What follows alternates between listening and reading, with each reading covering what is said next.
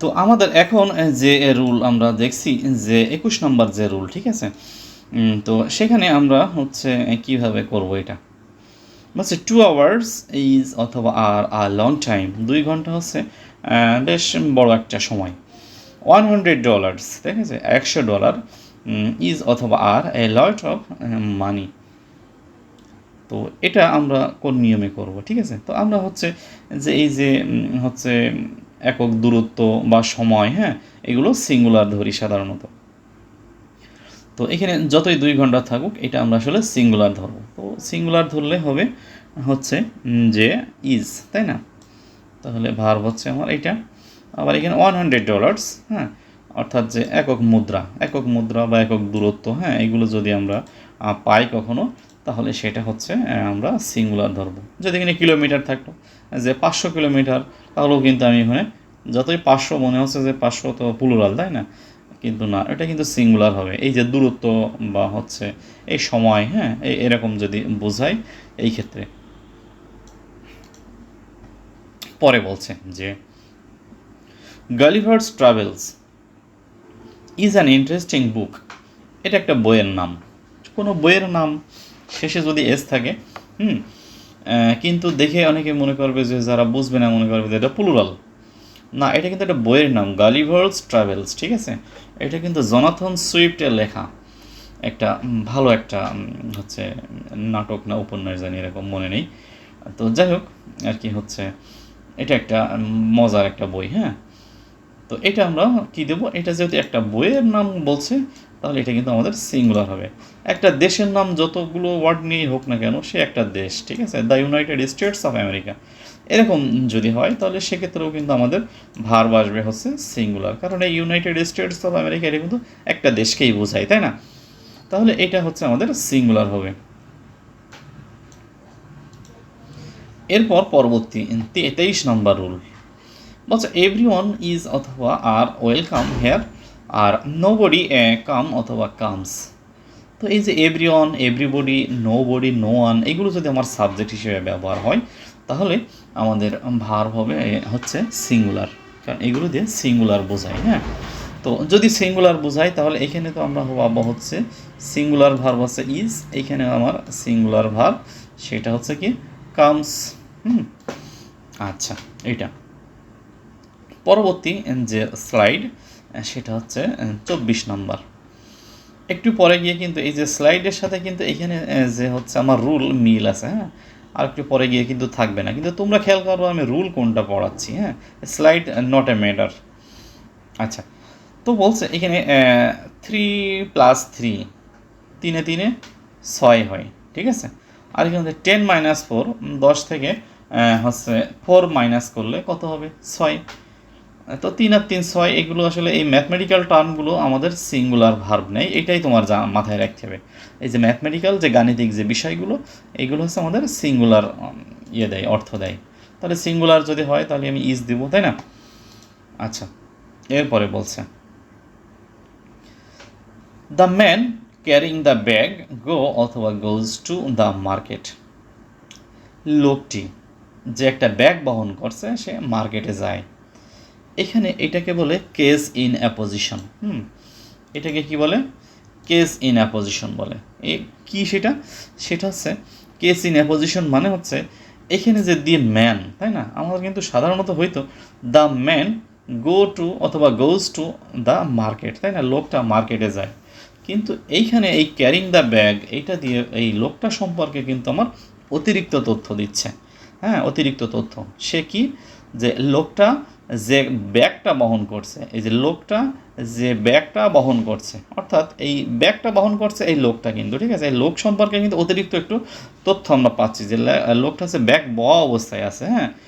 তো এরকম যদি কেস ইন অ্যাপোজিশন থাকে, এটা আমার সাবজেক্ট ভার্বে কোনো প্রভাব ফেলে না, অর্থাৎ আমার সাবজেক্ট হবে দি ম্যান, ঠিক আছে? এখন আমার দি ম্যান কি সিঙ্গুলার? হ্যাঁ, সিঙ্গুলার। তাহলে আমার ভার্ব হবে সিঙ্গুলার গোজ, ঠিক আছে? এইটা আচ্ছা। তো এরপর আমরা দেখছি এইটা যে ২৬ রুলের বলছে my brother or my sister is অথবা আর কামিং টুডে। আর এখানে বলছে either Mou or Akash is অথবা are trying to buy a smartphone, একটা স্মার্টফোন কেনার চেষ্টা করছে। এখন আমি এখানে একটু দেখি, এখানে অর দিয়ে যোগ করা আছে, দেখো এখানে দেওয়া রয়েছে আইদার অর, তাই না? এই যে আইদার অর মানে কি হয় মৌ অথবা আকাশ এরকম। তো এই যে অর, আইদার অর, নাইদার নর, এগুলো দিয়ে যদি আমার সেন্টেন্স যোগ করা থাকে, তো সেক্ষেত্রে আমার হচ্ছে এই যে প্রথম সাবজেক্ট অনুসারে, হ্যাঁ, আমার বসবে, ভার বসবে। তো মাই ব্রাদার, এটা হচ্ছে সিঙ্গুলার, তাই না? তাহলে সিঙ্গুলার হইলে হবে ইজ, এখানে আছে মৌ সিঙ্গুলার, একজনকে বোঝাচ্ছে, তাহলে এটা হচ্ছে আমার ইজ হবে। আচ্ছা, এরপরে যেটা বলছে ফিউ, ইজ অথবা আর, তাই না?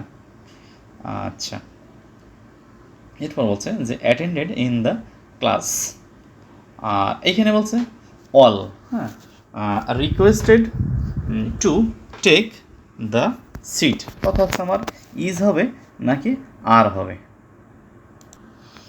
তো এখানে আমরা যেটা করব সেটা হচ্ছে, নিয়মটা হচ্ছে ফিউ, অল, মেনি এগুলো দিয়ে যদি আমার হচ্ছে সাবজেক্ট হয় তাহলে আমার ভার্ব হবে প্লুরাল, ঠিক আছে? তাহলে প্লুরাল যদি হয় তাহলে এখানে আমরা পাবো হচ্ছে আর, আর এখানেও তাই, এখানে দেওয়া আছে আর। আচ্ছা, তাহলে এখানে নিয়মটা কি, ফিউ, অল, মেনি, হ্যাঁ, বোথ, এগুলো যদি কখনো সাবজেক্ট হিসেবে ব্যবহার হয় তাহলে কিন্তু আমার প্লুরাল ভার্ব হবে। তো প্লুরাল ভার্ব হইলে আমার আর নেব এইটাই, বা ওয়ার থাকুক যাই থাকুক আমি প্লুরালটা নিব সহজ কথায়। এরপরে বলছে এইখানে রুল 8, হি ক্যান, তো তোমরা যারা পারো তারা বারবারই বলছি, হ্যাঁ, যে কমেন্ট বক্সে জানিয়ে দাও আমার বলার আগে, হ্যাঁ, এটা তোমাদের নৈতিক ব্যাপারটা তোমাদের উপরে ছেড়া আছে। তো বলছে যে হি ক্যান ডু অথবা ডিড দ্য ওয়ার্ক, এখানে বলছে ইউ মাস্ট কাম হোম, কাম বা কেম, হবে কোনটা আসলে? এইখানে আমরা যে নিয়মে করি সেটা হচ্ছে মডাল অক্সিলারি ভার্ব আছে কিছু। অক্সিলারি ভার্ব তো দুই ধরনের, একটা হচ্ছে প্রাইমারি অক্সিলারি, একটা হচ্ছে মডাল অক্সিলারি, হ্যাঁ। তো এখানে মডাল হচ্ছে এইগুলো, এই যে এখানে দিয়ে দিয়েছি আমি লিস্টগুলো, যে can, could, may, might, shall, should, will, would, হ্যাঁ, must, dare, ought, need, have to, এইগুলো আর কি। তো কথা হচ্ছে যে এইগুলো যদি মডাল হয় তাহলে এদের পরে ভার্ব হবে আমার ওয়ান, ভার্বের প্রেজেন্ট ফর্ম, ঠিক আছে? তাহলে হি ক্যান ভার্বের প্রেজেন্ট ফর্ম কোনটা? এই যে এইটা, এখানে মাস্ট হচ্ছে মডাল, তাহলে এখানে প্রেজেন্ট ফর্ম রয়েছে কাম, এটা, তাহলে উত্তর আছে ডু এবং কাম।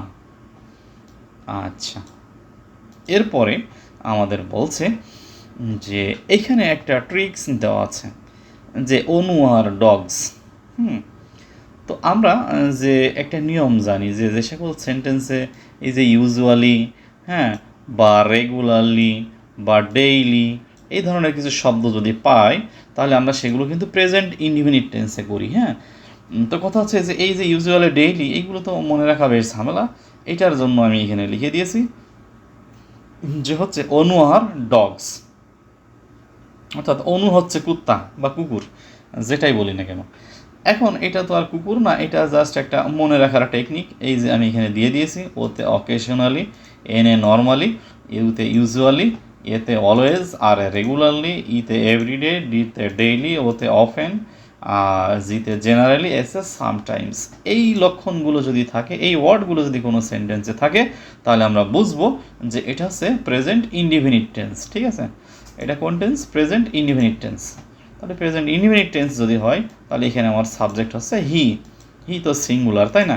তাহলে আমি এখানে ভার্ব কি বসাবো? এখানে কিন্তু হি বসাবো আমি গোজ, তাই না? এরপরে আমরা কি বসাবো? সঠিক ভার্বটা আমরা বসাবো হচ্ছে যে গোজ, জিও ইএস, এটা হচ্ছে আমার কিন্তু মানে সঠিক যে উত্তর সেটা। আবার মিতা রিড, তাহলে মিতা আমরা এখানে কি দিব? মিতা যেহেতু থার্ড পারসন সিঙ্গুলার, তাহলে আমরা এখানে একটা এস দিয়ে দিই, হ্যাঁ, তাহলে আমাদের হয়ে গেল Mita reads news paper daily, Mita প্রতিদিন সংবাদপত্র পড়ে, তাই না?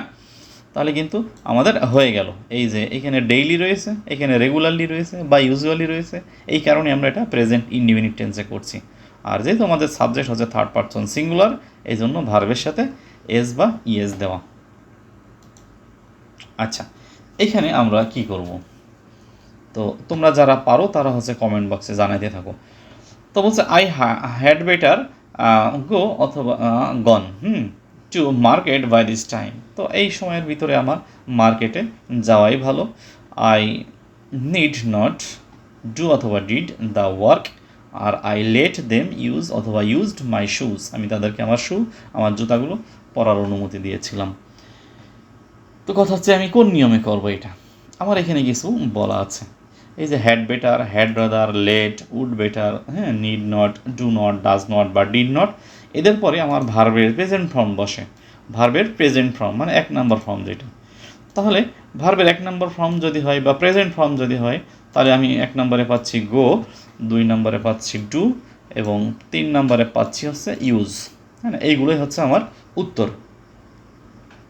তো আবারও প্রিয় শিক্ষার্থী, আমরা হচ্ছে 10টা করে যেহেতু করছি, আমাদের এই ভিডিওটা এখানে রাখবো, ঠিক আছে? আমাদের পরবর্তী ভিডিও আবার হচ্ছে আরেকটা ভিডিওতে শুরু হবে।